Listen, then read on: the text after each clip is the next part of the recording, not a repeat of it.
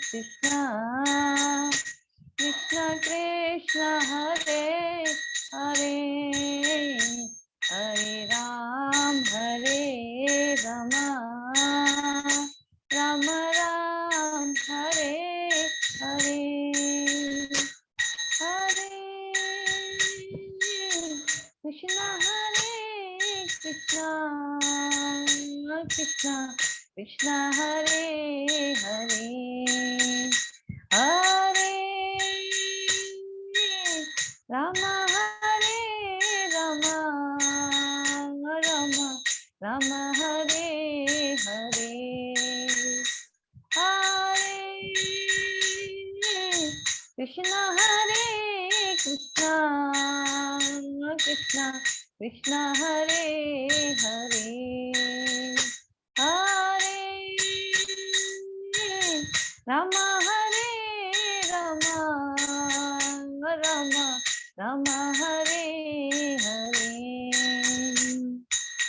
हरे कृष्णा कृष्णा कृष्णा हरे हरे हरे राम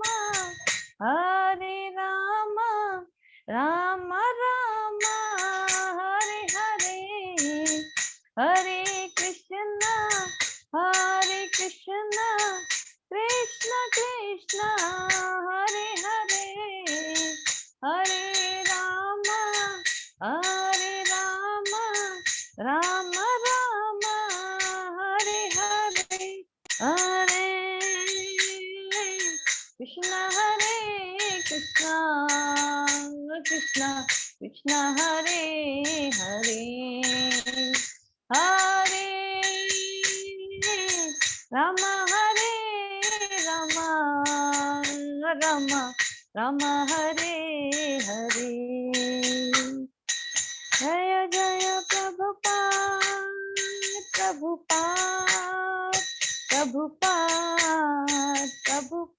जय जय गुरुदेव निताय गौर हरि बोल हरि बोल हरि बोल हरि बोल। बोल हरि नाम संकीर्तन की जय हो, श्री प्रपाद की जय हो।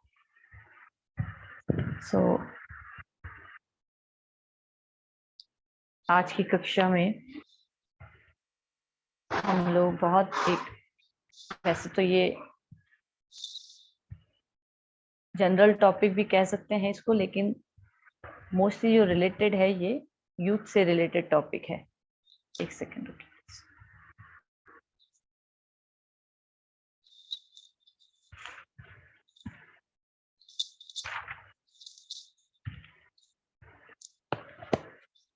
लेकिन इसका मतलब यह नहीं है कि बाकी सबको हमको इनकी जरूरत नहीं है, क्योंकि हम लोग कहीं ना कहीं इन सब चीजों से गुजरे हैं और कहीं ना कहीं अभी भी इन चीजों से गुजर रहे हैं हमारे लाइफ पीरियड में।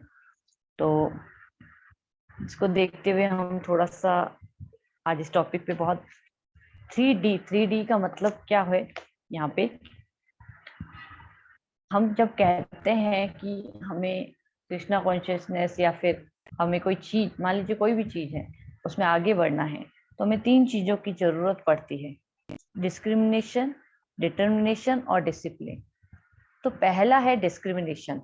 डिस्क्रिमिनेशन का क्या मतलब हुआ कि क्या अच्छा है और क्या बुरा है, क्या बेनिफिट है क्या हार्म है उस चीज को करने में, ये डिस्क्रिमिनेशन करना होता है। जैसे कि हमने लास्ट क्लास में डिस्कस किया था कि हमारी जो बुद्धि होती है ना, वो डिस्क्रिमिनेशन करती है।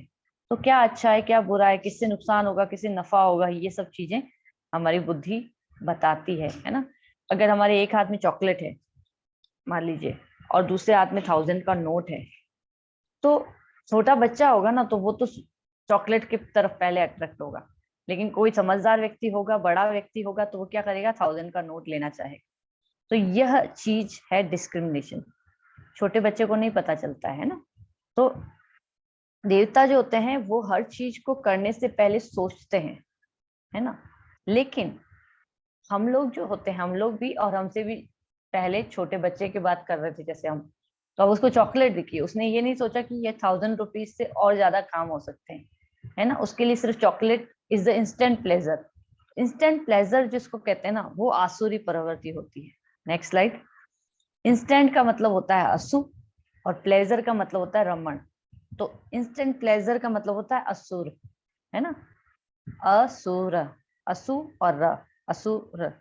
तो आसुरी प्रवृत्ति जो होती है ना, आसुरी प्रवृत्ति वाले लोग क्या करते हैं, हमेशा जस्ट डू इट, बस करना है, अभी के अभी करना है। ये उनको डिस्क्रिमिनेशन करना नहीं आता है कि कौन सी चीज सही है कौन सी चीज गलत है। अब बच्चे के केस में मैं ऐसे नहीं कह रही हूँ, बच्चों के केस में वो मंद बुद्धि है, मंद बुद्धि मतलब अभी उनमें इस चीज की भोगने की जो चीज उनके लिए अच्छी है वो उसको भोगना चाहेंगे। वैसे ही हमारे साथ भी होता है।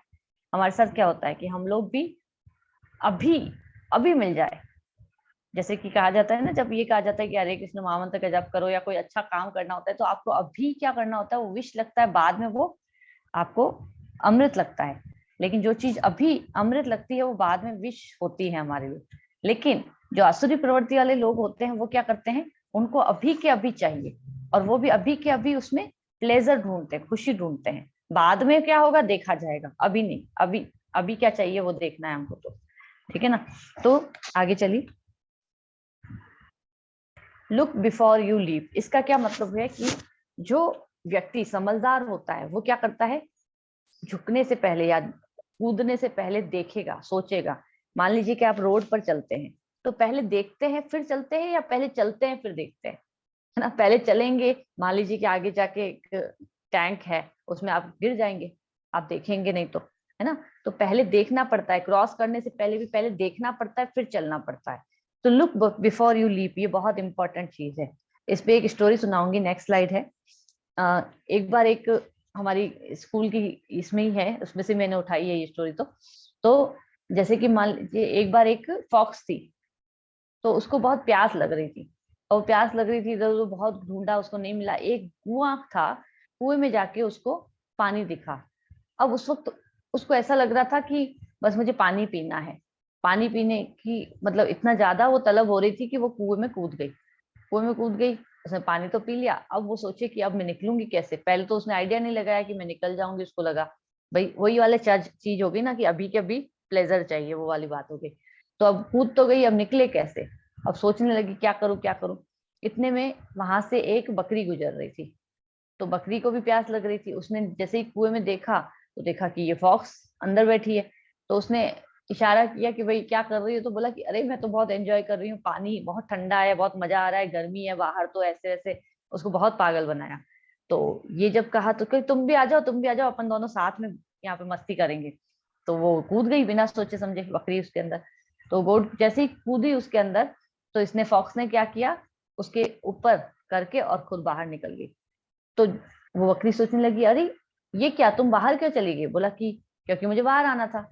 तो बोला फिर तुमने मुझे अंदर क्यों बुलाया, क्योंकि मुझे बाहर निकलना था, तो तुम्हारे सहारे की जरूरत थी। तब वो बकरी बहुत परेशान हो गई। तो इसका मतलब क्या कि हमें कोई भी कार्य करने से पहले 2 बार सोचना चाहिए। लेकिन जो आसुरी प्रवृत्ति वाले लोग होते हैं उनको just do it, just do it, बस यही लगता है ना। नेक्स्ट।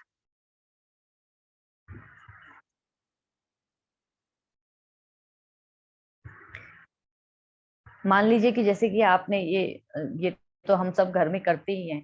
ये हमारे घर में चूहे अगर आ जाते हैं तो हम क्या करते हैं, रैट ट्रैप लगाते हैं, कुछ चीज उसके अंदर रख लेते हैं। तो अब चूहा जब उसको देखता है तो क्या करता है, सोचता है कि मैं इसको खाऊं। अब वो ये नहीं सोचता है कि इसके पीछे क्या होगा, अब वो केवल सोचता है कि मेरे को इसको खाना है। तो फटाफट से जाता है और पकड़ा जाता है ना। इसी प्रकार से कई बार हम किसी शॉप पे जाते हैं, तो क्या लिखा होता है, buy one get two free. अब वो हमको क्या करता है, मान लीजिए वो कहता है कि बस मैडम देखिए 2000 की एक है और इसके साथ आपको 2 फ्री है। तो हम सोचते हैं अरे वाह, 2000 की एक है, यानी कि 6000 का माल हमको सिर्फ 2000 में मिल रहा है। लेकिन बाद में हमको पता चलता है कि इसकी क्वालिटी तो 200 रुपए जितनी भी नहीं है। तो यानी कि उसने 600 का माल हमको 2000 में पकड़ा दिया।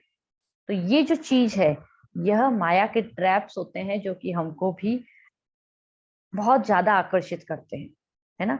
पहले के जमाने में ऐसे होता था ना, छोटे छोटे आइटम्स मिलते थे, बच्चों को 10 रुपए का ये आइटम है, 10-10 रुपए में बहुत सारे खिलौने छोटे छोटे मिल जाते थे, बच्चे उसके पीछे जिद करते थे। अब पेरेंट्स को पता है कि इस 10 रुपए वेस्ट ही जाएंगे, इसका कुछ नहीं होना, ये कोई आइटम काम का नहीं है, लेकिन बच्चों को जिद करनी होती थी। तो इस तरह से ये इंस्टेंट प्लेजर्स जो होते हैं हमारी लाइफ में हर जगह पे बार बार हमको आकर्षित करते हैं, है ना। तो आगे देखते हैं।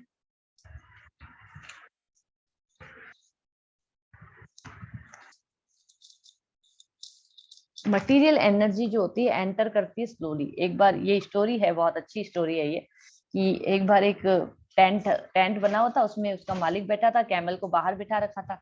अब कैमल जो था उसने बोला कि मालिक बाहर बहुत ठंड है, बाहर बहुत ठंड है, मैं थोड़ा सा अपनी गर्दन को अंदर कर दूं क्या। तो कैमल ने बोला, क्या, मालिक ने बोला हाँ हाँ ठीक है कर दो।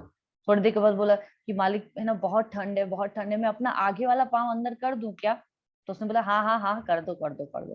तो थोड़ी देर के बाद फिर बोलता है कि मैं अपनी है ना पीछे का पोर्शन भी अंदर कर दूं क्या। अब उसने तो थोड़ी देर में मालिक सोचता है कि मुझे ठंड क्यों लग रही है, और उसका ध्यान नहीं था, वो अपने काम में मग्न था। तो उसका ध्यान नहीं था कि पता चला कि टेंट पूरा का पूरा उसके ऊपर से उठ के और उस कैमल के ऊपर चला गया। तो मटेरियल एनर्जी जो होती है ना इसी तरह से एंटर करती है।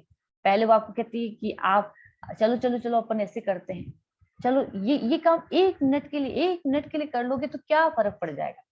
फिर मटेरियल एनर्जी कहती है अरे देखो कितना मजा आया ना, 1 मिनट किया तो चलो 5 मिनट और करते हैं, मतलब देखने का कुछ भी कुछ भी कुछ भी, हर चीज आप सोच सकते हैं उसमें। और फिर वो पहले वो आपकी सखी बन के आती है, फिर आपको ट्रैप कर देती है। नहीं, पहले दासी बन के आती है, फिर सखी बन के आती है, और फिर वो मालिक बन जाती है, माया देवी। इस तरह से माया देवी एंटर करती है हमारे पूरे जो हमारा साम्राज्य बना होता है ना उसमें एंटर कर जाती है और हमारे ऊपर ही राज करती है, ये समझ लीजिए। नेक्स्ट। तो दो तरह की जो ये डिवाइन और डेमोनाइक, ये दो तरह की प्रवृत्तियां होती हैं हमारी, इसको समझना बहुत जरूरी है हमारे लिए। एक बार एक प्रिंसिपल था। अब हमने ये स्टोरीज बहुत सुन रखी है, आज के जमाने में तो कॉमन है ये चीज, कोई टीचर, कोई प्रिंसिपल, कोई कलीग, कोई सीईओ, कोई कुछ भी, ये सारे चीजें यहाँ पे हो रही हैं। वो एक गर्ल के प्रति आसक्त हुआ, 10th क्लास की गर्ल्स थी, उसको छुट्टी के बाद अपने ऑफिस में बुलाया और उसके साथ बदतमीजी करने लगा। तो दूसरे दिन फिर उसको रस्टिकेट कर दिया गया। अब ये हुआ क्या, उस वक्त उसके ऊपर वो आसुरी प्रवृत्ति ने क्या कर दिया था, कब्जा कर दिया था। और पशु के रूप में, मतलब असुर क्या होता है, एक पशु की भांति कार्य करता है। उसको डिफरेंस नहीं पता होता है, डिस्क्रिमिनेशन नहीं होता है उसके अंदर कि उसको क्या करना चाहिए और क्या नहीं करना चाहिए। ये लस्सी मेंटेलिटी जो है ना, ये आसुरी प्रवृत्ति को प्रदर्शित करती है ना। इसलिए वो डिस्क्रिमिनेशन करना भूल गया कि मुझे अपनी से छोटी ये बच्ची है, ये क्या है, ये मेरी बेटी जैसी है, तो इसके साथ ऐसा नहीं करना चाहिए। ये एक एग्जाम्पल है, ऐसे हजारों एग्जाम्पल आप अपने आसपास देखते होंगे और न्यूज़पेपर में भी हम पढ़ते ही ऑफ कोर्स।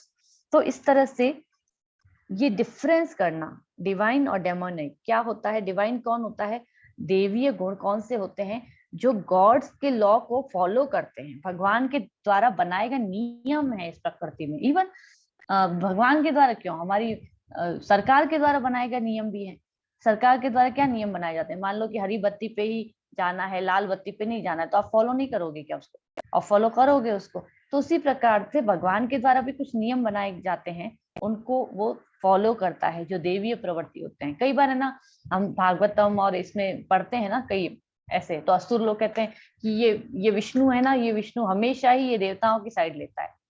तो भाई देवता जो है उनके नियम को फॉलो करते हैं। देवता ऐसे नहीं होते हैं कि भौतिक प्रकृति को आकर्षित नहीं करती उनको, वो भोग नहीं करते, वो भोग करते हैं, लेकिन वो भगवान के नियमों को फॉलो करते हुए भोग करते हैं। इस वजह से उनको भगवान उनको बहुत मतलब प्रेम करते हैं, हमेशा उनका साइड लेते हैं। चाहे हमने मोहिनी लीला देखी थी, समुद्र मंथन लीला देखी, मोहिनी लीला देखी, सुनी है हमने कई बार, फिर भी मैं अभी थोड़ा सा बता दूंगी इसके बाद। तो rebel against the gods law, यानी कि डेमोनिक जो कि आसुरी प्रवृत्ति होती है, वो क्या करती है, उसके अगेंस्ट ही जाती है, हमेशा भगवान के बनाए गए नियमों का अगेंस्ट। डिवाइन कौन होते हैं, selfless service to God and his children. तो ये लोग क्या करते हैं, भगवान और भगवान के जो बच्चे हैं, मतलब जो भी प्रकृति में जीव हैं, उनके ये सेवा करते हैं। अभी वायुदेव अगर वायु देना बंद कर दे तो हमारी सांस लेना हम बंद हो जाएंगी। हम कहते हैं भगवान दे रहे हैं, लेकिन भगवान ने अपॉइंट किसको कर रखा है? वायुदेव को कर रखा है, वो कर रहे हैं सेवा, है ना। तो ये आसुरी प्रवृत्ति क्या करती है? केवल अपनी इंद्रिय तृप्ति के लिए करती है। जो भी करना है मुझे अपनी, मैं संतुष्ट हो रहा हूँ कि नहीं हो रहा हूँ, मुझे देखना है ये, ठीक है। डिवाइन में क्या होता है? What ever I possess is gift of God, so I am grateful. मतलब मेरे पास जो भी कुछ है वो भगवान का दिया हुआ है, इसीलिए वो संतुष्ट रहते हैं और बहुत थैंकफुल रहते हैं, ग्रेटफुल रहते हैं। लेकिन जो आसुरी प्रवृत्ति होती है वो सब क्या सोचता है? मेरी क्षमता है, मैंने किया है। जब आप किसी व्यक्ति को ऐसा कहते हुए सुने ना, किसी भी व्यक्ति को, अरे मैंने किया है, मैंने ये साम्राज्य खड़ा किया, मैंने कमाया है, मैं अपने कर्म करता हूँ, ये भी आसुरी प्रवृत्ति है। आप अपना कर्म तो करते हैं, भगवान ने बोला है नियत कर्म करो, लेकिन उसको सरेंडर फिर भगवान को करना होता है। लेकिन अपनी स्किल्स, अपनी हार्डवर्क, अपनी एबिलिटीज पे अहंकार करना, ये भी आसुरी प्रवृत्ति है, ठीक है। Next, think before acting. तो देवता जो होते हैं बहुत सोच समझ के कार्य करते हैं, लेकिन अभी मैंने बताया जैसे जस्ट डू इट वाली प्रोपेंसिटी किसकी होती है? आसुरी लोगों की होती है। आसुरी लोग, सॉरी, देवता लोग जो होते हैं, I follow the advice of Guru, Sadhu and शास्त्र। लेकिन ये क्या करते हैं? I do what I like, I don't care for anyone. मैं किसी और की परवाह नहीं करता हूँ, मेरे को तो जो मेरे को करना है मैं करूंगा। आजकल के यूथ में ये ज्यादा दिखता है बहुत, कि मेरे को जो करना है मेरे को अपनी मर्जी से करने दो, है ना। लेकिन जो गुरु, साधु और शास्त्र को फॉलो करता है वो देवीय गुण वाला होता है, ठीक है। Eternal life of bliss, knowledge and service to God is my goal. यानी कि भगवान जो है खुद सच्चिदानंद है, तो उनके लिए इटर्नल लाइफ ऑफ ब्लिस यानी सत, चित्त और आनंद, भगवान की सेवा में अपने आप को नियोजित करना, भगवान के का ज्ञान प्राप्त करना, ये सब कुछ है, ये मेरे जीवन का लक्ष्य है, ये देवता लोग समझते हैं। लेकिन आसुरी प्रवृत्ति वाले लोग क्या कहते हैं? इमीडिएट प्लेजर आर माई गोल। अभी चाहिए, अभी के अभी चाहिए, मेहनत नहीं करना है, मेहनत नहीं करना है, अभी के अभी चाहिए। ये आसुरी प्रवृत्ति होती है, ठीक है। तो इस तरह से हमने आसुरी और देवीय गुणों को आज देखा। Next, GIGO. गीगो का मतलब garbage in garbage out, good in good out. आप जैसा अपने अंदर डालेंगे वैसा बाहर निकलेगा। अगर कचरा डालेंगे तो कचरा ही आएगा थोड़े टाइम के बाद। मतलब आप ऐसा नहीं सोच सकते अरे मैं तो प्लेजर ले लूं बस, अच्छी ये भी इंद्रिय तृप्ति कर लूं, इधर भी चला जाऊं उधर भी चला जाऊं, ये भी मस्ती कर लूं वो भी मस्ती कर लूं, और उसके बाद हम सोचें कि अरे मैं एग्जाम में पास क्यों नहीं हुआ। या फिर कोई भी व्यक्ति अपनी जॉब को लेके या घर के कामों को लेके, या फिर जो भी, जो सिंसियर नहीं होगा, जो काम उस अकॉर्डिंग नहीं करेगा, उसका रिजल्ट वैसा ही आएगा। हमने कर्मों के नियम में पढ़ा था ये चीज। उसी प्रकार से यहाँ पे भी हम जैसा जैसा कचरा डालते जाएंगे वैसा वैसा ही हमारे से निकलेगा। हम क्रोध, अशांति, अहंकार, ऐसी चीजों को देखते रहेंगे, सोचते रहेंगे, यानी कि ये पालूं वो पालूं, ऐसा कर लूं वैसा कर लूं, तो फिर वही हमारा थोड़े टाइम बाद निकलेगा। लेकिन अगर हम अच्छी चीजें डालेंगे अपने अंदर तो अच्छी चीजें ही बाहर आएंगी, ठीक है। नेक्स्ट, सेकंड चीज आती है, हमने पहला किया पॉइंट, हमारा क्या था? डिस्क्रिमिनेशन। डिस्क्रिमिनेशन करने के बाद आता है डिटर्मिनेशन। अब डिटर्मिनेशन क्या है? नेक्स्ट, डिटर्मिनेशन का मतलब क्या होता है हम देखते हैं। भगवत गीता के 2.58 में भगवान कहते हैं कि यदा संहरते चायम कुर्मो आनिव सर्वशः इंद्रियानि निंद्रियार्थे अभ्यस्तेय प्रज्ञा प्रतिष्ठिता। जिस प्रकार कछुआ अपने अंगों को संकुचित करके खोल के भीतर कर लेता है, उसी तरह जो मनुष्य अपनी इंद्रियों को इंद्रिय विषय से खींच लेता है वह पूर्ण चेतना में दृढ़ता पूर्वक स्थिर होता है। ये बहुत हाई लेवल की बात हो गई, मानते हैं। लेकिन कछुए की तरह अगर हम ये डिस्क्रिमिनेशन करके ये डिटर्मिनेशन ले लें कि मुझे अननेसेसरी चीजें में अपना टाइम वेस्ट नहीं करना है, तो यही भगवान बता रहे हैं। नेक्स्ट पे आ जाइए। तो हमें वो नहीं देखना है जो हमारे लिए नहीं है, वो नहीं करना है जो हमारे लिए नहीं है ना। कई बार हम सोचते हैं अरे मैं अपने दोस्तों के साथ जा ही तो रहा हूँ, मैं पी थोड़ी ना रहा हूँ। अरे पी नहीं रहे हो लेकिन पीने लग जाओगे थोड़े दिनों बाद, है ना। ये सब डिफरेंस होता है। नेक्स्ट में आ जाइए। तो यही वर्ड्स को मैंने वापस से बताया कि किस तरह से one who is able to withdraw his senses from the sense object is firmly fixed in the perfect consciousness. तो जो अपने आप अपनी इंद्रियों को इंद्रिय विषयों से दूर कर देता है, इंद्रियों को इंद्रिय विषयों से दूर कर देना नहीं करना है मुझे, वो जो होता है वो अपनी चेतना में स्थिर होता है। कृष्णा कॉन्शियसनेस की बात नहीं आ रही अभी भी। भगवान क्या कह रहे हैं? Is firmly fixed in the perfect consciousness.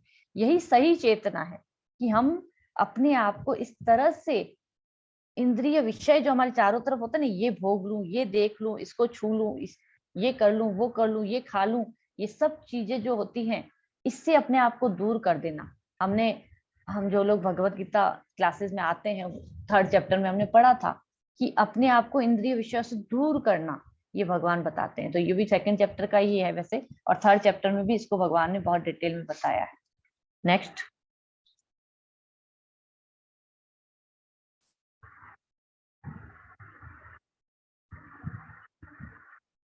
कर्तव्य कैसे होंगे, इसको मैं लास्ट में आपको बताती हूँ जरूर से आंसर, ठीक है। तो डिटर्मिनेशन हमने हमने ये कह रहे हैं हम कि इंद्रियों को इंद्रिय विषयों से दूर करना है। हमने ये नहीं कहा, भगवान ये कहीं नहीं कह रहे हैं कि अपना नियत कर्म मत करो, है ना। जैसे कि मान लीजिए, हम थोड़ा सा पहले इस टॉपिक को कवर कर लेते हैं, फिर मैं लास्ट में जरूर से इसका आंसर दूंगी, नहीं तो टॉपिक से हम डेविएट हो जाएंगे, ठीक है। तो 3 चीजें हैं। मैकेनिज्म ऑफ माइंड क्या होता है? इंटेलिजेंस, माइंड और सेंसेस, ये 3 चीजें होती हैं। इंटेलिजेंट होता है डिसीजन मेकर। मैंने बताया था कि बुद्धि जो होती है डिस्क्रिमिनेशन करती है। पहले तो डिस्क्रिमिनेशन करती है, ये सही है, ये गलत है। मान लीजिए कि आपको यहाँ से, अभी आप क्लास में आए हुए हैं, बहुत अच्छी बात है, आप सैटरडे नाइट है, आपका कोई दोस्त आपको पार्टी में भी बुला सकता था, आप वहां जाए या यहाँ आएंगे, ये आपका डिसीजन होना चाहिए। ये डिसीजन कौन लेता है? आपकी बुद्धि लेती है, ठीक है। माइंड जो होता है ना, वो स्टोर हाउस होता है थॉट्स का, अनफुलफिल्ड डिजायर का और प्रीवियस एक्सपीरियंसेस का, तीनों का। मतलब हम क्या सोच रहे हैं वो खत्म, कचरा, सारा कचरा, अच्छा या बुरा सब चलता है, जाता है, माइंड के अंदर जाता है, ठीक है। उसके बाद अनफुलफिल्ड डिजायर, अभी ये चीज करी थी लेकिन पूरी नहीं हुई, वो बैक ऑफ द माइंड में स्टोर होता जाता है। और प्रीवियस एक्सपीरियंसेस, इसके पास गया था, इसने मेरे साथ बहुत बुरा किया था, अब की बार मैं इससे बात भी नहीं करूंगा, ये वो सब कुछ, ये भी प्रीवियस एक्सपीरियंसेस। या फिर किसी के साथ हम कोई टाइम स्पेंड करते हैं, कुछ अच्छा करते हैं, कुछ अच्छे अचीवमेंट्स हमारे होते हैं, ये सारी चीजें, मैंने इस टाइम पे ऐसा किया था, फिर मैंने ऐसे किया था, ये सब कुछ, ये प्रीवियस एक्सपीरियंसेस होते हैं, ठीक है ना। कहीं पे हमको डर लगता है, कहीं पे हमको क्रोध आता है, कहीं पे हमको भय रहता है किसी चीजों से, ये सब प्रीवियस एक्सपीरियंसेस, ये सब कुछ माइंड में, मतलब हमारे मन में इकट्ठा होता है। और होता कैसे? सेंसेस के थ्रू। तो सेंसेस जो होते हैं माइंड के चारों तरफ इकट्ठे होते हैं इस तरह से, है ना। तो माइंड के चारों तरफ सेंसेस इकट्ठे हैं, और सेंसेस जो होते हैं सेंस ऑब्जेक्ट की तरफ आकर्षित होते हैं। अब आंखें क्या करेंगी? अच्छी चीज देख लूं। नाक क्या करेगा? कोई अच्छी खुशबू के प्रति आकर्षित हो जाएगा, ठीक है ना। अब इसके बहुत सारे एग्जाम्पल मैंने दिए थे शुरू शुरू में, आपको याद नहीं होंगे, मुझे नहीं लगता याद होंगे या क्या, कि जैसे बीज होती है, कोई फूलों की खुशबू की तरफ कोई बी आकर्षित होती है, फिर उसमें जाके वो अंदर ही कैप्चर हो जाती है, और फिर वो बंद हो जाता है और वो मर जाती है ना। या फिर आग की तरफ, वो आग का, है ना। इस तरह से हमारी जीभ है।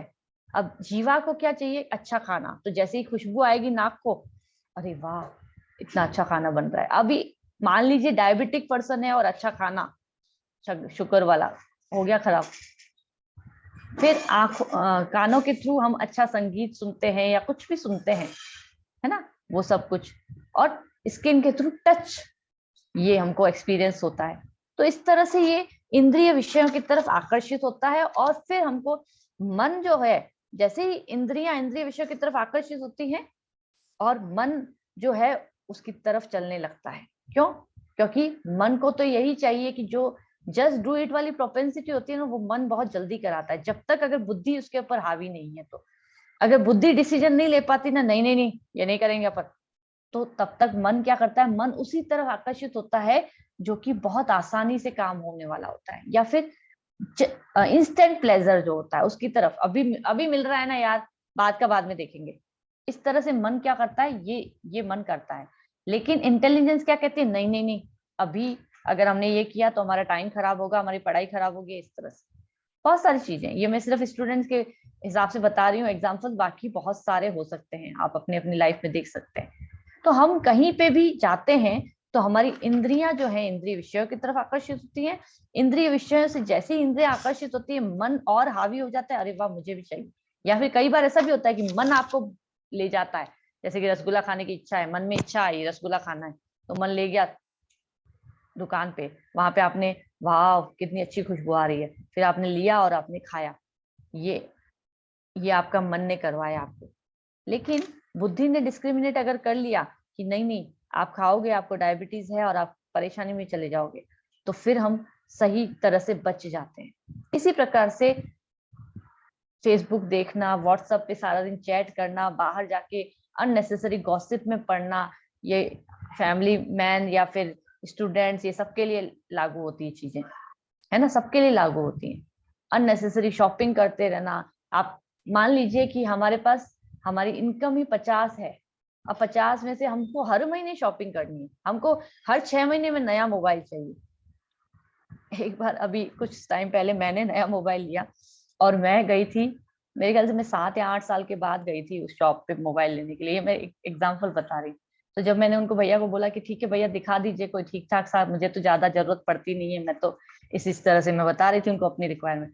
तो उन्होंने मुझे ये मोबाइल दिखाया और ऐसे से फिर उन्होंने बोला कि कोई बात नहीं, आप इन्हें क्या है ये ले लो अभी और 2-3 साल के बाद चेंज कर देना। मैंने कहा मैं इतनी जल्दी चेंज नहीं करती हूँ भाई, तो मुझे सही तरह से दिखा दे जो दिखाना है, क्योंकि मेरी इतनी आदत नहीं है कि मैं बार बार चेंज करूं। तो ये जो चीज है ये कब होती है, जब आपकी डिसीजन मेकर इंटेलिजेंस जो है ना आपको सपोर्ट करती है। नहीं तो क्या होता है, हर दूसरे दिन यहाँ जाना है, पिक्चर में जाना है, हर दूसरे दिन ये करना है, वो करना है, ऐसा करना है, पार्टी करनी है वीकेंड्स पे, बहुत कुछ है। या फिर 2-2 घंटे बैठ के टीवी देखना है घर पे। कुछ भी अननेसेसरी चीजों में हमारा मन हमको लगाता रहता है। यही कमी है। और डिटर्मिनेशन का मतलब क्या होता है, आप दृढ़ संकल्प हो जाते हो कि मुझे नहीं करना है। ज्ञानेंद्रियां और कर्मेंद्रियां, ज्ञानेंद्रियां और कर्मेंद्रियां जो होती हैं कनेक्टेड होती हैं, ठीक है ना। तो जब हम कोई कार्य करते हैं तो फिर चारों तरफ से ये आकर्षण आता है, लेकिन हमारा इंटेलिजेंस अगर सही है, इन सब के ऊपर हावी है, तो कई सही तरह से काम हो जाएगा। अब कैसे होना चाहिए, intelligence should be like a husband, mind should be like a wife, और senses should be like a children.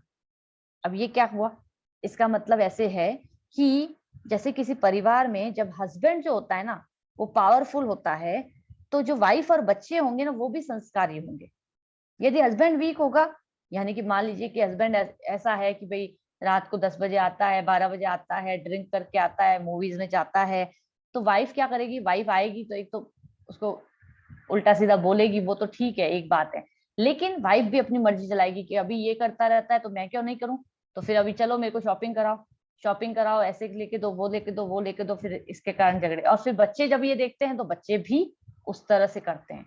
लेकिन अगर हस्बैंड जो है वो बिल्कुल इंटेलिजेंस की तरह कार्य करता है, बिल्कुल डिसीजन मेकर की तरह कार्य करता है, तो माइंड जो है उसके अंडर में रहता है। और जब माइंड उसके अंडर में रहता है तो सेंसेस उसके अंडर में रहती हैं। ये होता है। नेक्स्ट स्लाइड पे आइए। Strengthen your intelligence by studying the शास्त्रा। तो करना कैसे होता चाहिए, प्रोटेक्टिव हस्बैंड होना चाहिए, चेस्ट वाइफ होती है और ग्रेटफुल चिल्ड्रन रहते हैं। अगर हस्बैंड जो है ऐसा है जो अपनी वाइफ का, अपने बच्चों का ध्यान रखता है, प्रोटेक्टिव है, तो वाइफ भी जो है ना अच्छी तरह से अपने हस्बैंड का, अपने बच्चों का ध्यान रखती है, घर को संभालती है, और बच्चे जो होते हैं वो ग्रेटफुल रहते हैं, है ना। तो ये सब चीजें कब होती हैं, जब हम अपनी इंटेलिजेंस यानी कि अपने शरीर के इस हस्बैंड को शास्त्रों के थ्रू डिस्क्रिमिनेशन करना सिखाते हैं एंड देन डिटर्मिनेशन सिखाते हैं। शास्त्रों के थ्रू ये आता है और किसी चीज से नहीं आ सकता। जब शास्त्र पढ़ते हैं हम तो हमारी इंटेलिजेंस सुदृढ़ होती है, स्ट्रेंथन होती है, दृढ़ होती है, उसको समझ में आने लगता है ये सही है, ये गलत है, ये नहीं करना चाहिए, ये करना चाहिए, और फिर वो माइंड को कंट्रोल में रखती है। और माइंड को जब कंट्रोल में रखती है तो बच्चे भी कंट्रोल में रहते हैं, यानी कि हमारी इंद्रियां भी कंट्रोल में रहती हैं। ये बहुत अच्छा एग्जाम्पल है, इसको हमेशा अपनी लाइफ में याद रखिए। जब भी डिसीजन लेने में प्रॉब्लम हो, इस चीज को याद रखिए कि मुझे अपने इंटेलिजेंस को स्ट्रेंथन करना है। जैसे ही लाइफ में कभी भी कोई प्रॉब्लम आए, शास्त्र को पकड़ लीजिए, शास्त्र जो होते हैं वो हमें सही रास्ता दिखाते। कई बार आपने कई लोगों से सुना होगा कि कभी भी मैं प्रॉब्लम में होता हूँ या होती हूँ तो मैं भगवत गीता को उठा लेती हूँ।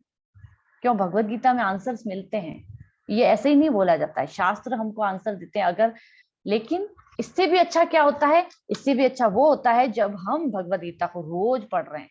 अब रोज पढ़ रहे हैं तो जब हमारी मुसीबत का टाइम आएगा, जब हमारी माइंड या हमारी इंद्रियां जो हैं हमारे कंट्रोल में नहीं रहना पसंद करेंगी, इधर उधर जाने की लिए लालायित होंगी, तो हम क्या कर पाएंगे? इंटेलिजेंस क्या कर पाएगी?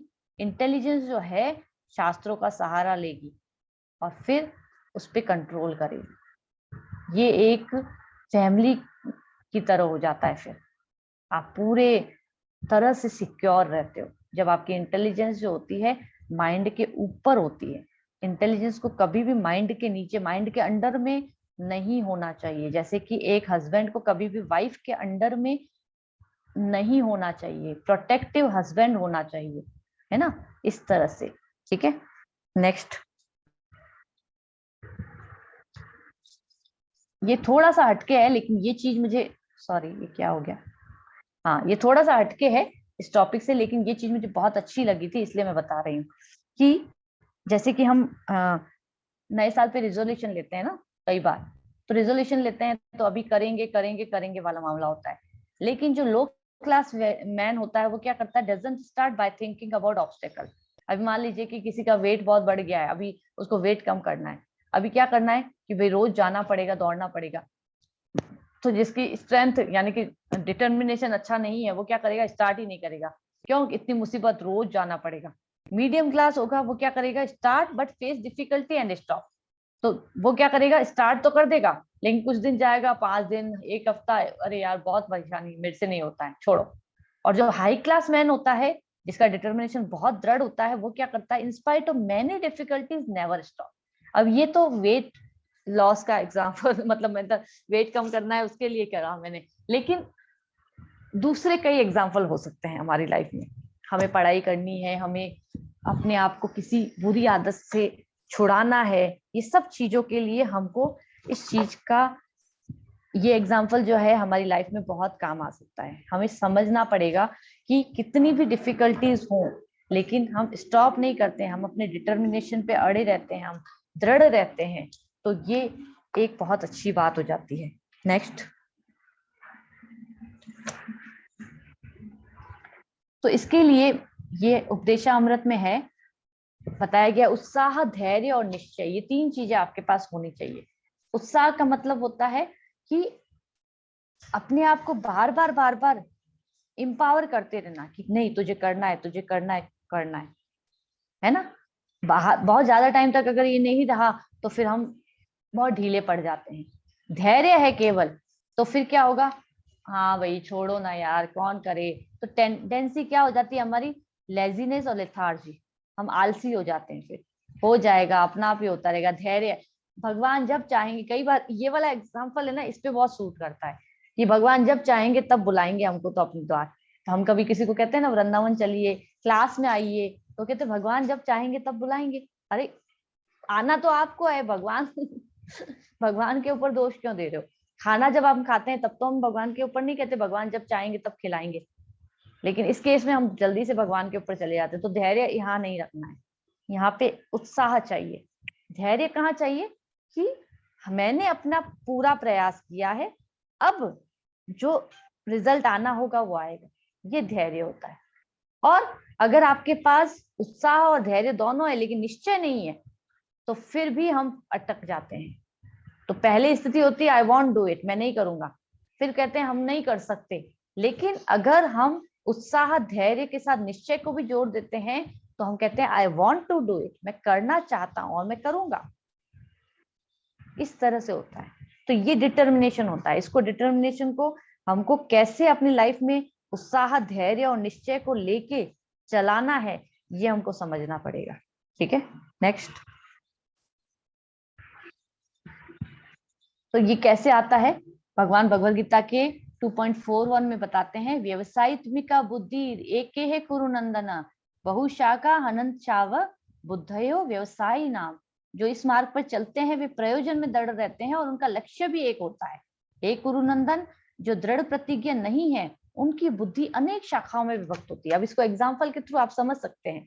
कई बार जैसे होता है कि हम एक है ना, मान लीजिए कि किसी ने यूपीएससी की तैयारी के लिए सोचा है, अभी करने बैठे यूपीएससी की तैयारी, थोड़े दिनों बाद कोई, अरे यार क्या यूपीएससी बहुत टाइम लेता है, पता है तुझे, इससे तो पीएसयू कर ले, फटाफट फटाफट हो जाए, या कोई बैंकिंग वैंकिंग दे दे, हो जाएगा।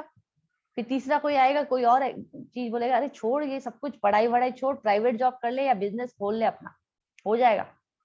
कौन बैठ के 5 साल यूपीएससी के लिए तैयारी करेगा? अब बुद्धि क्या हो गई, अनेक शाखाओं में विभक्त हो गई। तो भगवान क्या कह रहे हैं, जो इस मार्ग में चलते हैं और अपने प्रयोजन में दृढ़ रहते हैं उनका लक्ष्य भी एक होता है फिर। लेकिन जो दृढ़ प्रतिज्ञा नहीं है उनकी बुद्धि अनेक शाखाओं में विभाजित होती है। एक बार तो कम से कम सोचना चाहिए और अपने हाई लेवल पे जाके ट्राई करना चाहिए। एक और सीक्रेट बताती हूँ, कई बार हम लोग है ना अपनी लाइफ के स्टार्टिंग टाइम में आलस कर जाते हैं, जैसे कि 10th 12th इसमें। फिर कुछ लोग होते हैं जो 10th 12th तो अच्छा कर लेते हैं, लेकिन कॉलेज में आते आते थोड़ा मजी मस्ती इसमें चले जाते हैं, ठीक है। और कुछ लोग होते हैं वहां तक भी ठीक ठाक चल रहे होते हैं, लेकिन बाद में जाके वो हो जाते हैं। तो हमको अपनी लाइफ का एक टाइम पीरियड तो ऐसा होता ही होता है जिसमें आपको बहुत ज्यादा डिटर्मिनेशन की जरूरत पड़ती है, तब जाके आप अपना गोल अचीव कर पाते हो। वो गोल कुछ भी हो सकता है, मैं ये नहीं कह रही हूँ कि है ना 10th और 12th में मेरिट लाना इज द गोल, नहीं, दिस इज नॉट गोल, ये पार्ट है वो उस गोल का। बट हमको क्या अचीव करना है अपनी लाइफ में, ये सब कुछ के लिए एक बार तो ऐसा टाइम फेज आता ही आता है जहां पे आपको बहुत ज्यादा डिटर्मिनेशन के साथ वो काम करना होता है। और इसके लिए जब शास्त्रों की सहायता हम लेते हैं तो हम बहुत अच्छे से कर पाते हैं। ठीक है, नेक्स्ट।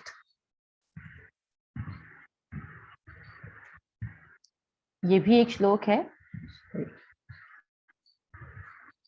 मनुष्य को चाहिए कि संकल्प और श्रद्धा के साथ योगाभ्यास में लगे और पथ से विचलित ना हो। उसे चाहिए कि मनोधर्म से उत्पन्न समस्त इच्छाओं को निरपवाद रूप से त्याग दे और इस प्रकार मन के द्वारा सभी ओर से इंद्रियों को वश में करे। चारों तरफ से वही कछुए वाला एग्जांपल ले लीजिए, 6.24 में बताया गया ये कि संकल्प और श्रद्धा, आपको चलना है और फिर विचलित नहीं होना है बार बार बार बार, नहीं नहीं नहीं नहीं नहीं हुआ तो फिर क्या होगा। ये इस तरह से कोई काम हमने करने बैठे, हमने कहा कि चलो अब से हमें ना 16 माला जप रोज करेंगे, अभी करने बैठे 2 दिन किए, कोई प्रॉब्लम आ गई फिर छोड़ दिया उसको,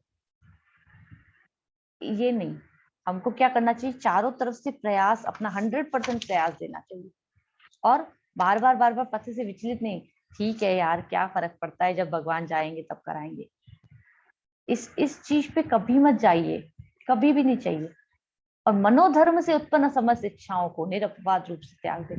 मन से उत्पन्न हो जाती है, देखो हमसे हम करते हैं, हम बहुत अच्छे से करते हैं, लेकिन ये जो प्रॉब्लम है ना मेरी लाइफ में ऐसा ही रहता है, मेरी लाइफ में ये पर्टिकुलर प्रॉब्लम आ जाती है, देखा मैं बीमार हो जाती हूँ हमेशा, या फिर मेरी लाइफ में कोई ना कोई आ ही जाता है मेरी लाइफ में रोड़ा अटकाने वाला।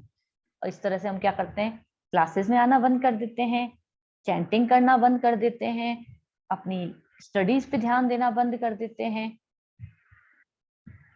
बस एक फ्रेंड ने धोखा दे दिया, खत्म बात, वहीं पे चलो उसके पीछे रोना चालू।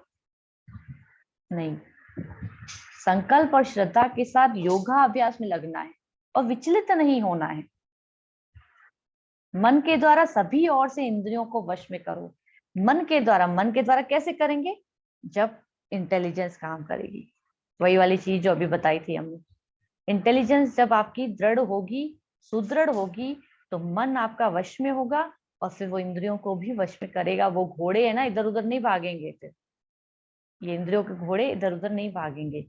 एक एक किसी चीज पे ट्राई करके देखिएगा, ये जब शास्त्रों का सहारा लेके एक किसी चीज पे ट्राई करके देखिएगा। मान लीजिए कि आज से आपने सोचा कि मैं रोज भगवद गीता का एक श्लोक पढ़ूंगा या पढ़ूंगी, या फिर मैंने ये सोचा कि मैं एक माला जप रोज करूंगा या करूंगी, करके देखिए।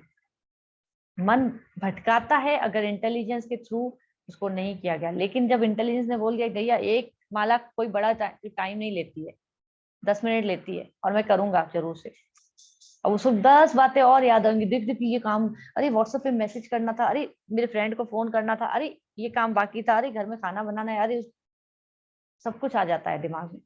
लेकिन वो सब कुछ को साइड करके वो 10 मिनट माला को देना, ये डिटर्मिनेशन है। अपने अपने गोल पे, आप यूपीएससी की तैयारी कर रहे हैं, आप अपने सीए की तैयारी कर रहे हैं, आप आईआईटी की तैयारी कर रहे हैं, कुछ भी कर रहे हैं, आप अपनी जॉब की तैयारी कर रहे हैं, जो भी कर रहे हैं, आप अपनी फैमिली को संभाल रहे हैं, कुछ भी कर रहे हैं, उसमें सब में योगा अभ्यास लगता है, योगा अभ्यास लगता है। और जब हम इस तरह से करते हैं या कृष्णा कॉन्शियसनेस की प्रैक्टिस भी करते हैं हमारी लाइफ में जब हम लोग, तो उसमें भी योगा अभ्यास लगता है। भगवान ऐसे ही नहीं कहते, भगवान ये नहीं कहते हैं जब कृष्णा कॉन्शियसनेस में आ गए तो सब कुछ छोड़ छाड़ दो। भगवान कहते हैं कि उसको और अच्छे से करना है फिर आपको, तो उसके लिए डिटर्मिनेशन चाहिए, संकल्प चाहिए, ठीक है ना।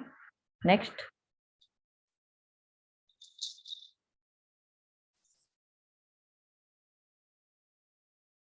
ये स्किप कर दीजिए आप, कोई ज्यादा वो 3 स्लाइड्स हटा दीजिए। नेक्स्ट, ये ऑलरेडी मैं क्या बता चुकी हूँ, हाँ इस पे आते हैं। हाँ, तो अब इसको कैसे समझेंगे, हम 3 एग्जाम्पल दे रहे हैं। आप 3 पिक्चर्स देख पा रहे हैं। एक पिक्चर है जिसके नीचे लिखा हुआ अविद्या चक्षु। अब ये कौन है, ये शौबरी मुनि है, और ये पानी में जाते हैं तपस्या करने के लिए। बहुत बड़े लेवल के मुनि होते हैं, पानी में तपस्या करते हैं, कर रहे होते हैं, और ये 2 मछलियों को देखते हैं, वो मीटिंग कर रही होती है ना। अब जब मछलियों को देखते हैं तो उनको भी डिजायर हो जाती है, और ये सोचते हैं कि मैं अपनी जिंदगी क्यों खराब कर रहा हूँ। एकदम से जैसे आंख खोलते हैं और देखते हैं मछलियों को, तो इनका ध्यान उधर चला जाता है, ठीक है। और ये चले जाते हैं बाहर जाके, फिर ये एक राजा की पुत्रियों से शादी भी करते हैं। तो ये शौबरी मुनि की स्टेजेस है। एक है दूसरे, जो ज्ञान चक्षु लिखा हुआ है वो है सुखदेव गोस्वामी, जो आप पेड़ के नीचे देख रहे हैं बैठे, इधर नहीं, थर्ड वाली नहीं, नीचे। तो यहाँ पे परीक्षित महाराज हैं जो उनसे ज्ञान ले रहे हैं, और सुखदेव गोस्वामी ज्ञान दे रहे हैं। ये तो बात की बात है। सुखदेव गोस्वामी जब आ, व्यास देव जी के पुत्र हैं वो, तो वो जब माता के गर्भ से निकलते हैं, वो तो 16 साल के बड़े होके निकलते हैं, वो निकलते ही नहीं है पहले। तो जब निकलते हैं अपनी माता के गर्भ से, तो डायरेक्ट ही मतलब नग्न अवस्था में ही वो चले जाते हैं, मुझे अपने भगवान की तरफ जाना है, मुझे आप लोगों के साथ नहीं रहना है, पेरेंट्स को कह देते हैं व्यास देव को। तो व्यास देव जी पीछे पीछे जा रहे हैं, सुखदेव गोस्वामी आगे आगे जा रहे हैं। अब उसी अवस्था में वो चले जा रहे हैं, चले जा रहे हैं, जहां पे वो निकलते हैं एक तरह नदी के पार से, वहां पे कुछ स्त्रियां स्नान कर रही होती हैं। वो स्त्रियां सुखदेव गोस्वामी को देखती है, सुखदेव गोस्वामी उनको एक नजर देखते हैं और वो चले जाते हैं, बस कुछ नहीं, कोई फर्क नहीं पड़ा उनको, वो चले जाते हैं वहां से, ठीक है। इस तरह से होता है, तो उनके ऊपर कोई फर्क नहीं पड़ा, वो चले गए। मैं इस पे आ रही हूँ क्योंकि कुछ लोगों को बिल्कुल नहीं पता है इन लोगों के बारे में, इसलिए मैं बता रही हूँ सारा डिटेल में। तीसरा स्टेज जो है प्रेम चक्षु, जिसके नीचे लिखा हुआ है, वो है हरिदास ठाकुर। और ये एक वैश्या होती है। हरिदास ठाकुर जो है भगवान के भक्त हैं, और बहुत जप करते हैं, मतलब 24 घंटे वो 3 लाख नाम जप एक दिन में करते थे, हरे कृष्ण महामंत्र के। तो 24 घंटे करीब करीब जप ही करते थे, है ना। तो हरिदास ठाकुर जप करते थे, तो कुछ लोग थे जो उनसे जलते थे, इसलिए उन्होंने एक वैश्या को उनके पास भेजा था। और वो वैश्या उनसे कह रही थी कि आप मेरे साथ संग करो, और इस तरह से मैं आपसे आपको प्रसन्न करना चाहती हूँ। तो हरिदास ठाकुर उनको 3 दिन तक हरिदास ठाकुर ने उनको बिठाए रखा, बोला कि आज का मेरा नाम जप हो जाए फिर मैं करता हूँ आपकी पूर्ति। रात तक हुआ नहीं, नहीं सुबह हो गई, सॉरी सुबह तक हुआ नहीं, वैश्या चली जाती है सुबह को, तो वापस से आती है रात को, फिर से हरिदास ठाकुर बोलते हैं आज का मेरा कोटा पूरा हो जाए 3 लाख नाम जप का, फिर मैं करता हूँ। वो तब भी सुबह हो जाती है, फिर से चली जाती है, फिर से तीसरी रात को आती है, तीसरी रात को भी ऐसा ही होता है। चौथी सुबह जब होती है मॉर्निंग, तब तक इसका हृदय परिवर्तन हो जाता है, और वैश्या फिर इनकी सेवक बन जाती है और कहती है कि आप मुझे मेरे गुरु बन जाइए, और मैं आज से सब कुछ छोड़ रही हूँ, ठीक है। इस तरह से ये कहानियां बता रही हूँ क्योंकि कुछ लोगों को बिल्कुल इनके बारे में पता नहीं होगा। अब देखिए, सुखदेव गोस्वामी, हरिदास ठाकुर और शौबरी मुनि, 3 लोग हैं। तो शौबरी मुनि की मैंने आगे क्या लिखा, अविद्या चक्षु, इग्नोरेंस में। इग्नोरेंस क्यों, तप कर रहे हैं, तपस्या कर रहे हैं, लेकिन जैसे ही इंद्र तृप्ति का सामान दिखा, एकदम से इच्छा होगी कि मुझे भी करना है, और इतना तप करने को कोई फायदा नहीं हुआ उनका। तो ये इग्नोरेंस होती है। आप कई बार बहुत ज्यादा अच्छे से ये कर रहे हैं, कर रहे हैं, कर रहे हैं, कर रहे हैं, एकदम से किसी ने अटैक किया, पीछे हो गए।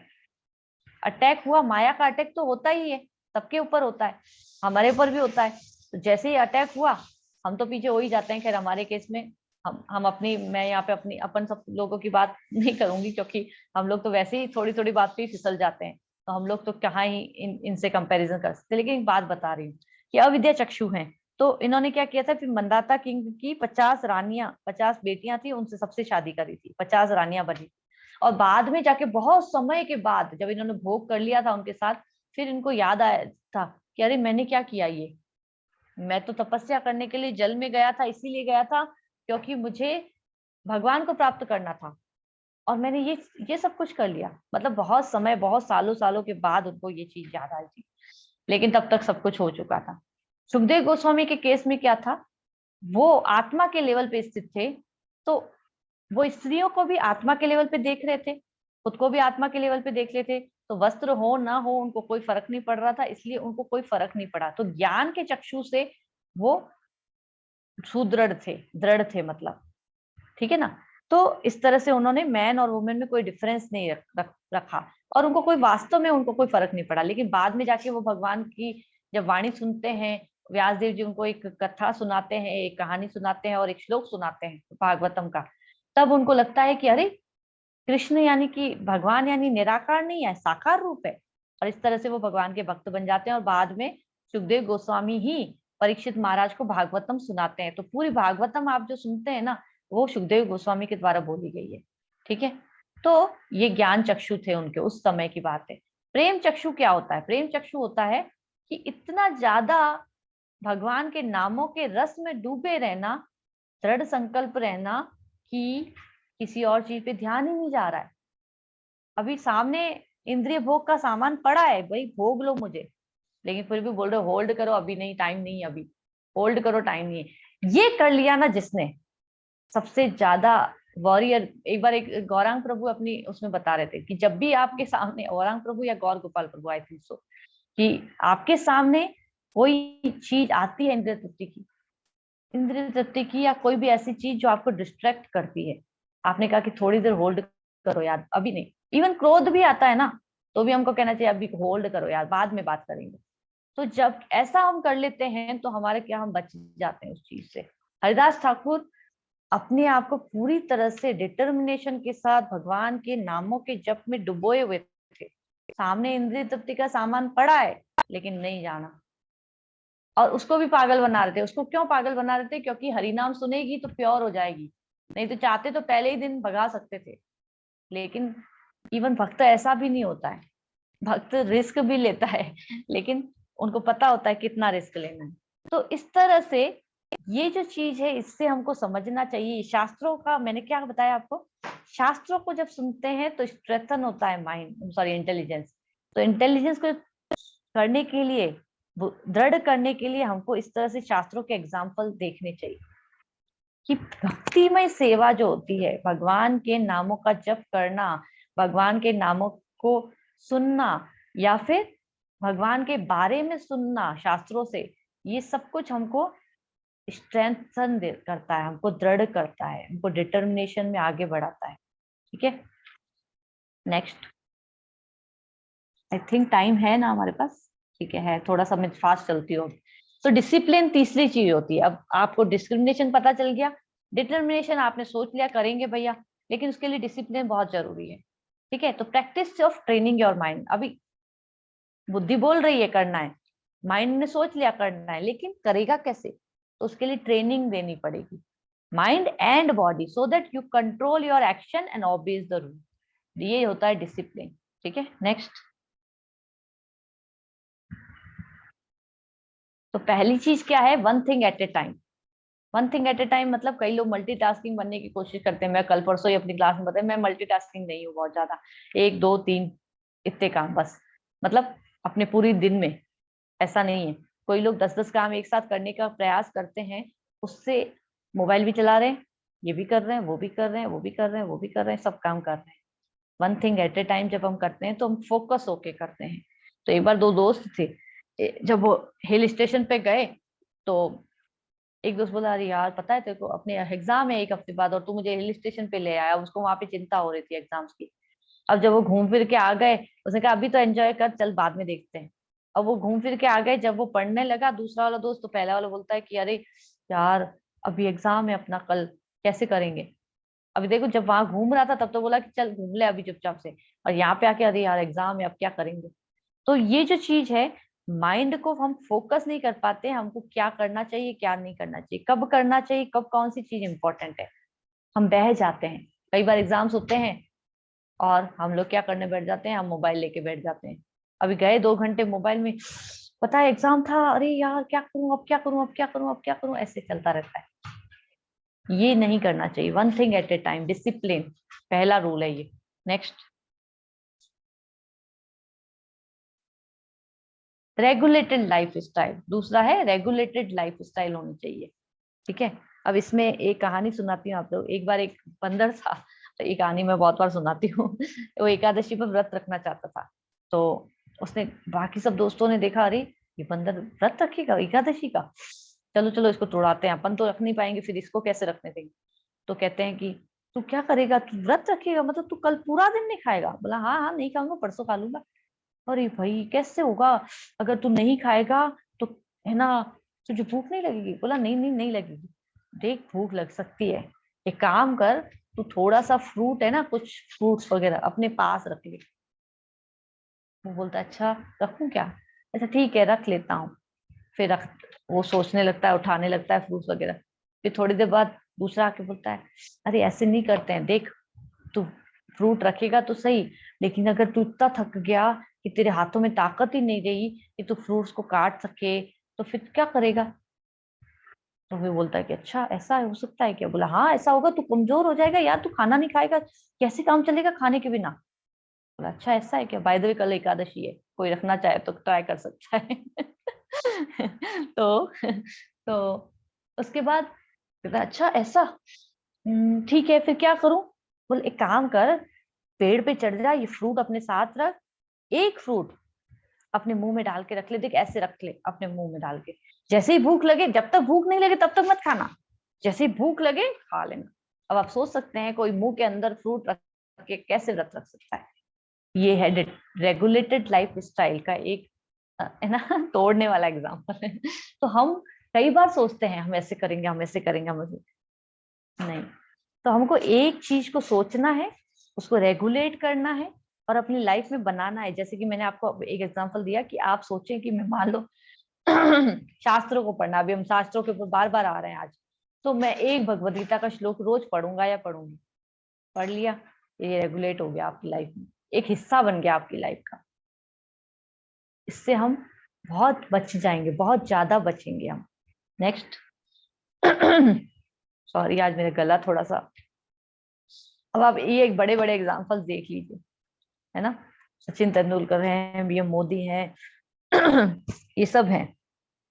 अब इनके बारे में अगर आप सोचें, आर प्रगदानंद है और तिलक मेहता पेपर एंड पार्सल का फाउंडर है, ये लड़का छोटा सा, ये सब लोग जो हैं, शिल्पा शेट्टी ऑफ कोर्स, तो ये सब लोग डिटर्मिनेशन अगर इनमें नहीं हो तो ये जो लाइफ अभी आप लोग इनको अपना एक क्या कहते हैं, हम हम मानते हैं कि भाई इनको फॉलो करना चाहिए हमको, है ना। तो हम इनको फॉलो कैसे कर पाएंगे अगर हम इनकी तरह डिटर्मिनेशन में नहीं रहेंगे, डिसिप्लिन में नहीं रहेंगे। डिटर्मिनेशन छोड़िए, डिसिप्लिन, डिसिप्लिन इनका कैसे होता है। सचिन तेंदुलकर की बायोग्राफी उठा के कभी पढ़ लीजिए, शिल्पा शेट्टी के इंटरव्यूज थोड़े से पढ़ लीजिए, पीएम मोदी के बारे में थोड़ा सा पढ़ लीजिए, पता चल जाएगा क्या करते हैं ये लोग। ये स्क्रीन थोड़ा सा सही नहीं दिख रही है, तो ये लोग क्या करते हैं और कैसे करते हैं हमको देखना पड़ेगा। और जितना डिसिप्लिन इनकी लाइफ में होता है हमारी लाइफ में कभी हो ही नहीं सकता।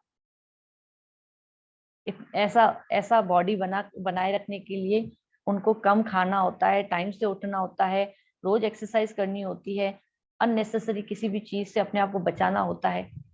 सचिन तेंदुलकर अगर खेलते बहुत अच्छा थे तो उसके लिए उनकी कितनी ज्यादा प्रैक्टिस लगती थी, 10,000 बाहर वो बैटिंग करके जाते थे मैच से पहले। इतना ज्यादा प्रैक्टिस, ये होता है डिटर्मिनेशन के बाद डिसिप्लिन में रहना, रेगुलेट करना अपनी लाइफ को, ऐसे ऐसे और ऐसे करना है। ठीक है, इवन चाहे आप अपनी जॉब कर रहे हो, चाहे आप अपने घर को संभाल रहे हो, चाहे बिजनेस कर रहे हो, चाहे स्टूडेंट लाइफ में हो, चाहे आप कृष्णा कॉन्शियसनेस में आओगे, आपकी लाइफ में रेगुलेटेड लाइफ अगर होती है तो वो बहुत जल्दी आगे बढ़ता है व्यक्ति। ठीक है, नेक्स्ट, थोड़ा सा जल्दी जल्दी चलते हैं हम। Out of sight out of mind मतलब होता है कि हम, जैसे कि मान लीजिए कि कोई आपको ऐसे आके थोड़ा सा इंकरेज करे कि देखो तुम्हारे गट्स है तो आज शाम को पार्टी है हमारे यहाँ पे, जरूर आना। अब हम सोचेंगे कि भाई मेरे को जाना ही नहीं है, मैं क्यों, वो चैलेंज करेगा इस तरह से आपको। अब आपका फ्रेंड आपको चैलेंज कर रहा है, 10 जने आपके ऊपर हंस रहे हैं, तो आप सोचे अरे मैं करके दिखाऊंगा इनको, ऐसे क्या सोचते हैं मेरे बारे में। नहीं, तो कई बार हमको इसके उल्टे जाना चाहिए। तो गंगा गंगा जो होती है कहीं से भी निकल जाती है। गंगा का गोल जो होता है वो ओशन तक पहुंचना होता है, न कि किसी के ऊपर अपना इमेज बनाना, है ना। तो इस तरह से हमको अपने आप को फोकस्ड रखना है, मुझे कहाँ पहुंचना है ये जरूरी है। मेरे दोस्त क्या कर रहे हैं वो मेरे लिए इम्पोर्टेंट नहीं है, या मेरे पड़ोसी क्या कर रहे हैं वो मेरे लिए इम्पोर्टेंट नहीं है, मेरे रिश्तेदार क्या कर रहे हैं वो भी मेरे लिए इम्पोर्टेंट नहीं है। ठीक है, नेक्स्ट।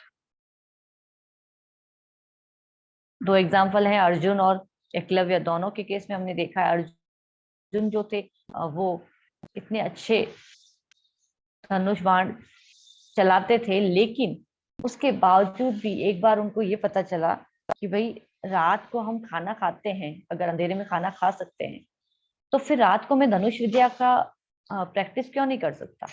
तो वो रात रात भर बैठ के पूरी पूरी रात प्रैक्टिस करते थे धनुष विद्या की। और ये उनके गुरु को पता था। एकलव्य ने क्या किया था कि अपने गुरु को देख देख के ये पूरा सीखा था।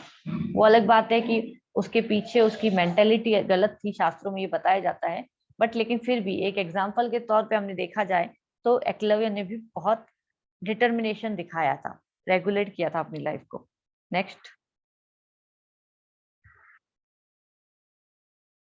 तो हमें भी, जो नास्तिक लोग होते हैं, जो पापी लोग होते हैं, वो इस तरह के अननेसेसरी एक्टिविटीज में अपना टाइम वेस्ट करते हैं, आहार निद्रा भय और मैथुन में खाली सिर्फ ड्रिंकिंग करनी है, नशा करना है, जुआ खेलना है, इन चीजों में वो टाइम वेस्ट करते हैं अपना।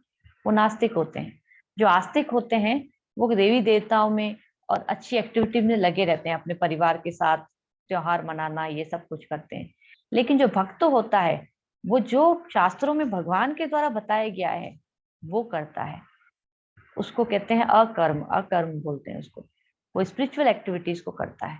ठीक है, तो दो चीजें होती हैं, श्रेय और प्रेयस। श्रेयस और प्रेयस क्या होता है कि पर्पस ऑफ हायर इंटेलिजेंस, यानी कि संबंध, अभिधेय और प्रयोजन। इसको हिंदी में बता देती हूँ पूरा फटाफट से। संबंध, अभिधेय और प्रयोजन। संबंध, अभिधेय और प्रयोजन क्या है? हमारी लाइफ में हमको ये समझना है कि हमारी लाइफ का उद्देश्य क्या है सबसे पहले तो। फिर पता चल गया कि भगवान के हम अंश हैं, इसलिए हमको भगवान के पास वापस जाना है। फिर उसके साथ संबंध समझ लिया हमने। फिर अभिधेय, अब उसके लिए करना क्या है, करना क्या है वो प्रोसेस बताया जाता है। और फिर प्रयोजन, प्रयोजन मतलब पहुंचना कहाँ पे है। मान लीजिए कि कोई व्यक्ति है, आईआईटी की तैयारी कर रहा है बच्चा। अब आईआईटी के कॉलेज में एडमिशन लेने के लिए उसको पहले ये देखना पड़ेगा कि आईआईटी कॉलेज, आईआईटी है क्या एग्जाम। फिर अब इसको करना कैसे, अच्छा 2 साल मेहनत करनी पड़ेगी, वो उससे गुजरता है तब जाके उसको तीसरा आईआईटी में एडमिशन मिलता है, उससे पहले नहीं मिलता है। तो ये जो है श्रेयस और प्रेयस, यानी कि इस तरह से हमको इसको समझना है। ये हमारे ऊपर है कि हम डिटर्मिनेशन, डिसिप्लिन को कैसे अपनी लाइफ में अप्लाई करते हैं। भक्ति विनोद ठाकुर एक बहुत बड़े संत हुए हैं, उनकी लाइफ का आप देख सकते हैं। थोड़ा सा फटाफट से पढ़ लेती हूँ। रात को 8 बजे से लेके 10 बजे तक वो सोते थे, 10 बजे उठते थे, सुबह को 4 बजे तक वो लिखते थे। उनकी बहुत सारी पुस्तकें, बहुत सारे भजन हैं जो कि शास्त्रों में दिए गए हैं, मतलब हम लोग पढ़ते हैं वैष्णव भजन। सुबह को 4 से 4:30 वो वापस से रेस्ट करते थे। 4:30 से 7 बजे तक जप करते थे, 16 माला जप जो हम करते हैं। 7 से 7:30 वो दूसरों लोगों से मिलते थे, क्योंकि वो जज थे बहुत बड़े, तो कोई लोग आते थे उनसे मिलने, या फिर कोई भक्त लोग भी आते थे तो उनसे भी मिलते थे वो उसी टाइम पीरियड में। 7:30 से 9:30 वो वापस शास्त्र पढ़ते थे, क्योंकि भगवान कहते हैं कि मेरे बारे में पढ़ना भी बहुत जरूरी है, तो वो शास्त्र पढ़ते थे।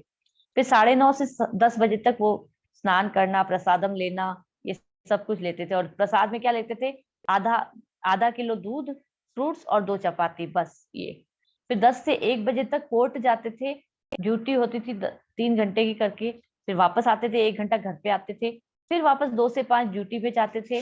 5 से 7 वापस संस्कृत को बंगाली में ट्रांसलेट करते थे शास्त्रों को, ठीक है। और 7 से 8 वापस स्नान करते थे और रात को प्रसाद पाते थे। वापस वही ½ लीटर मिल्क, राइस और चपाती। ये उनका डेली शेड्यूल था, डेली शेड्यूल। समरी क्या है इसकी? 3 घंटे की नींद ले रहे हैं, 8.5 घंटे लिख रहे हैं। क्या लिख रहे हैं? शास्त्रों के बारे में। और जप और शास्त्रों को पढ़ना 4.5 घंटे, और घर का काम नहीं, अपने कोर्ट का काम वो भी 6 घंटे।